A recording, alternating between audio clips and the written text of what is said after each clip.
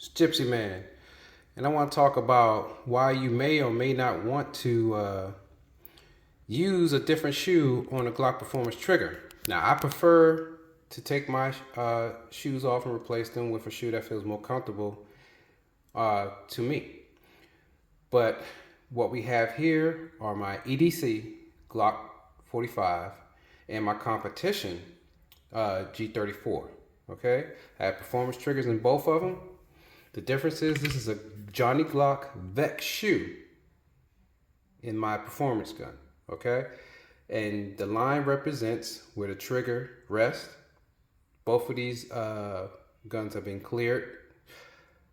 And when you take up the slack, that's all you got, okay? Be mindful of that. And then you're at the wall.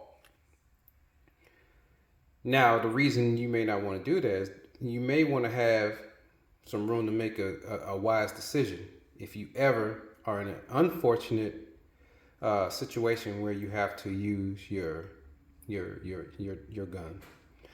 So I want to compare that to my EDC that has a Timney trigger shoe on it, which allows the gun to rest in its natural position, and you can see that the lines are longer because you have more pre-travel before you get to a wall. All right, I'm at the wall and it'll break right there. Now the Timney shoe does have over travel.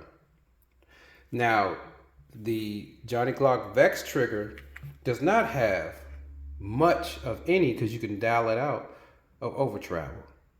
But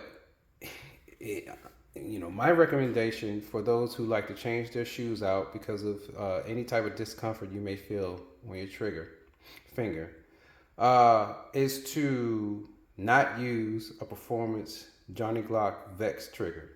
All right, because it preloads the trigger bar for a quicker, less of the uptake and quicker follow-up shots.